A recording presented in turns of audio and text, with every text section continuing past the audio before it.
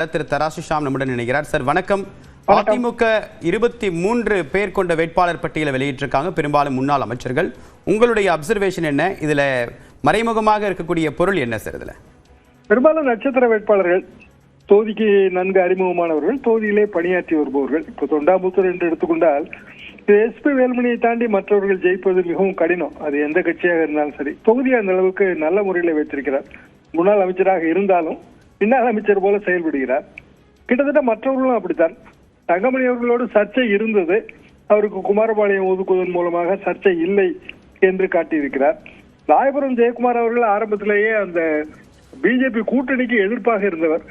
கூட்டணியிலே பிஜேபியை சேர்த்து கொண்டால் நான் 40,000 ஓட்டு மைனஸ் என்ற நிலையில் தான் எனது தேர்தல் பிரச்சாரத்தையே தொடங்குகிறேன், பிறகு எப்படி ராயபுரத்திலே வெற்றியை பெற முடியும் என்று அவர் கேட்டார். கிட்டத்தட்ட ஒரு வருடத்திற்கு முன்பே பொதுவெளியிலேயே அவர் பேசியது இதுதான். ஆனால் அவருக்கு அதே தொகுதி தான் ஒதுக்கப்பட்டிருக்கிறது. மாற்று தொகுதி தருவார்களோ என்று யோசித்தோம். அதே தொகுதி தான் ஒதுக்கப்பட்டிருக்கிறது.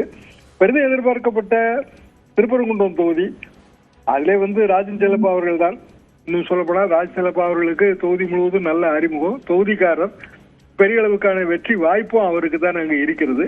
எனவே தொகுதியை தவற விடாமல் திருப்பரங்குன்றத்தை பாரதிய ஜனதாவுக்கு தாரை வார்க்காமல் ராஜ் செல்லப்பா கொடுத்திருக்கிறார்கள். அது ஒரு சிறப்பான அம்சம் என்றுதான் நான் நினைக்கிறேன். பொதுவாக வெற்றி பெறக்கூடிய வாய்ப்புள்ள தொகுதிகளை கூட்டணி கட்சிகளுக்கு கொடுத்து விடக்கூடாது. இது அடிப்படை பாடம். எடப்பாடி பழனிசாமி அவர்கள் ரொம்ப சீனியர், இந்த பாடம் அவருக்கு நன்றாகவே தெரியும். நாம் புதிதாக சொல்லிக் கொடுக்க வேண்டிய அவசியம் இல்லை. தொகுதியிலே செல்வாக்கு படைத்தவர்களாக இருப்பார்கள். தொகுதியிலே கட்சி வளர்ச்சி அடைஞ்சிருக்கும்.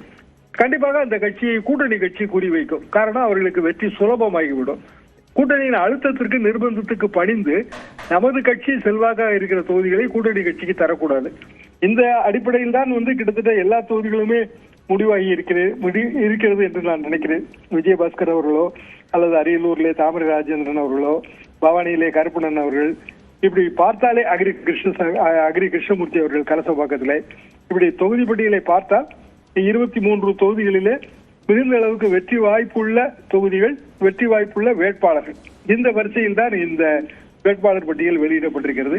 மீதி இருக்கிற வேட்பாளர்கள் பட்டியலிலும் இதே ஃபார்முலா கடைபிடிக்கப்படும் என்றுதான் நான் நினைக்கிறேன். இதுல ராஜன் செல்லப்பா அவர்கள் தான் இரட்டை தலைமையை விமர்சிச்சு ஒற்றை தலைமை வேணும் அப்படின்னு முதல்ல அதிமுக கூட்டத்தில் குரல் கொடுத்தவர். அவருக்கு முதல் கட்ட வேட்பாளர் பட்டியலை இடம் கொடுத்திருக்கிறது அப்படின்றத எப்படி புரிஞ்சுக்கிறது? ராஜன் செல்லப்பா அவர்கள் கட்சியில் சீனியர் மட்டுமல்ல, அவர் சார்ந்த இனத்தவர்கள் ஓட்டு, அதுபோக திருப்பரங்குன்றம் என்பது ராஜ் செல்லப்பா கைகளிலே நீண்ட நாட்களாக இருக்கிறது. அவரது அந்த டாமினேஷனை உடைப்பதற்கு பெரிய அளவுக்கு போராட வேண்டியது வரும். அதற்கான வாய்ப்பு கூட்டணியில் இருக்கிற பிற கட்சிகளுக்கு, அதிமுக கூட்டணியில் இருக்கிற பிற கட்சிகளுக்கு அது கிடையவே கிடையாது.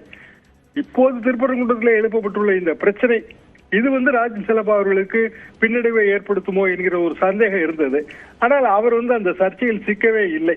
திருப்பரங்குன்றம் தீபம் சம்பந்தமான எந்த சர்ச்சையிலும் ராஜன் செல்லப்பா அவர்கள் ஒரு அரசியல் நுணுக்கத்தோடு அவர் அந்த சர்ச்சையில் சிக்கலே இல்லை. எனவே அவருக்கு அந்த பழைய ஓட்டு வங்கி அப்படியே தான் இருக்கிறது. அவரை எதிர்த்து திமுக தரப்பிலே கூட்டணி கட்சிகள் கொடுக்க போகிறார்களா அல்லது தாங்களே களம் இறங்க போகிறார்களா, இதை நாம் பொறுத்திருந்து பார்க்க வேண்டும். தாவேக்காவும் அங்கு பெரிய அளவுக்கு போராடும் என்றுதான் நான் நினைக்கிறேன். அவர்களுக்கும் குறிப்பிடத்தகுந்த அளவுக்கு ஒரு செல்வாக்கு தெரிகிறது. ஆனால் பிற தொகுதிகள், உதாரணமா நத்தம், திண்டுக்கல், எடப்பாடி தொகுதி அவரே தான், எடப்பாடி பழனிசாமி அவர்களே தான், தொண்டாமுத்தூர் வேலுமணி அவர்கள், குமாரபாளையம் தங்கமணி, இவர்கள் எல்லாம் வெற்றி வாய்ப்புள்ள வேட்பாளர்கள். நட்சத்திர வேட்பாளர்கள் மட்டுமல்ல, வெற்றி வாய்ப்புள்ள வேட்பாளர்கள். அந்த வரிசையில் தான் இந்த முதல் கட்ட பட்டியல் வெளியிடப்பட்டிருக்கிறது. இப்ப முதற்கட்ட வேட்பாளர் பட்டியலை அதிமுக வெளியிட்டிருப்பதன் மூலமாக அதுவும் முன்னாள் அமைச்சர்களுக்கு இதுல முக்கியத்துவம் கொடுக்கப்பட்டிருக்கு. நட்சத்திர வேட்பாளர்கள் அப்படின்னு அந்தஸ்து இருக்கு. இதுல பாஜகவுக்கு எந்த ஆட்சேபனையும் இல்லை. திருப்பரங்குன்றத்தை கேட்டதா சொன்னாங்க. மேலே சில அதிமுக வெற்றி பெற வாய்ப்பு இருக்கக்கூடிய தொகுதிகளில் பாஜக குறிவைக்குது அப்படின்ற தகவலும் வெளிவந்துச்சு. ஸோ இது எல்லாத்தையுமே முன்னாடியே ஸ்ட்ரைக் டவுன் பண்ணிட்டார் ஐபிஎஸ்.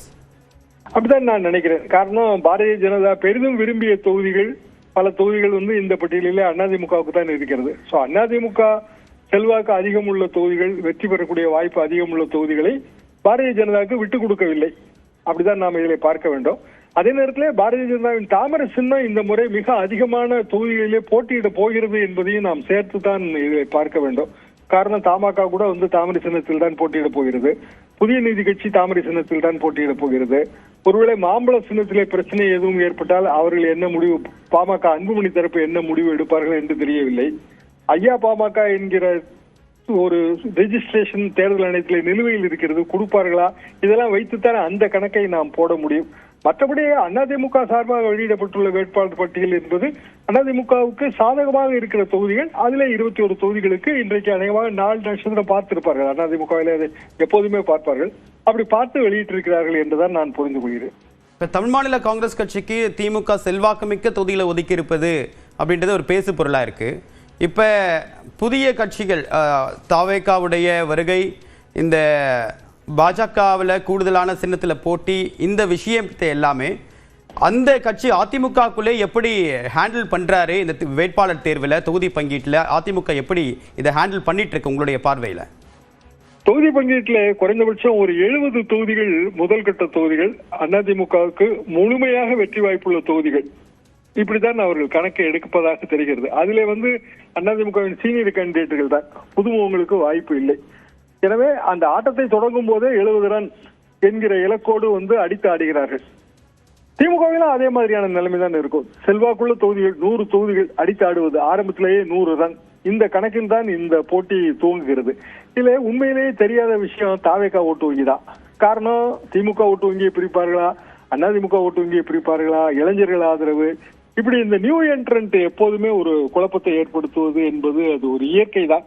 எனவே அதை பற்றி கவலைப்படாமல் வேட்பாளர் பட்டியலை தயார் செய்வார்கள். எப்படி என்றால் ஏற்கனவே இருப்பவர்கள், அனுபவம் நிறைந்தவர்கள், அவர்கள் புதிதாக வருபவர்களுக்கு சவாலாக இருப்பார்கள். அதுபோக ஒவ்வொரு பூத்திலும் அவர்களுக்கு ஜாதி பலம் இருக்கும், தொண்டர்கள் பலம் இருக்கும், பெரிய அறிமுகம் இருக்கும். எனவேதான் இந்த பழைய வேட்பாளர்களுக்கு முக்கியத்துவம் தருவது. புதிய நியூ என்ட்ரன்ட் வரும்போதே கட்சியிலும், அதாவது திராவிட கட்சிகளிலும் நியூ என்ட்ரன்ட் வராமல் போகிறார்கள். இதை சேர்த்து நாம் பார்க்க வேண்டும். புதிதாக களத்துக்கு ஒருவர் வரும்போது ஒரு நிச்சயமற்ற தன்மை நிலவுகிறது. எனவே சேஃப் பெட் என்பது ஏற்கனவே அங்கு வெற்றி பெற்றவர்கள் இப்படி போய்விடுகிறது. எனவே கட்சிகளிலே புதிய என்ட்ரன்ட் வருவதிலே தாமதங்கள் ஏற்படுகிறது. இதை நாம் தொடர்ந்து பார்க்கலாம். 2006 விஜயகாந்த் வரும்போது இப்படித்தான் இருந்தது. இப்படி நாம் தொடர்ந்து இதை பார்க்கலாம். அதிமுக முதலில் 72 தொடங்கும் போதும் அதற்கு அடுத்த தேர்தல்களிலே திமுக பழைய முகங்களை தான் இறக்கியது. காரணம் அந்த சேஃப் பெட் என்பதுதான். பாதுகாப்பற்ற ஒரு நிலைமைக்கு போவதை எந்த கட்சியும் விரும்பாது. பாதுகாப்பான தொகுதி, பாதுகாப்பான வேட்பாளர்கள், இந்த ஃபார்முலா தான் கடைபிடிக்கப்படுகிறது. உங்களுடைய விரிவான கருத்துக்களுக்கு மிக்க நன்றி திரிஷா. அதிமுக தன்னுடைய முதற்கட்ட வேட்பாளர் பட்டியலை வெளியிட்டிருக்கிறது. அதிமுக பொதுச் செயலாளர் எடப்பாடி பழனிசாமி இந்த முதற்கட்ட வேட்பாளர் பட்டியலை வெளியிட்டிருக்கிறார்.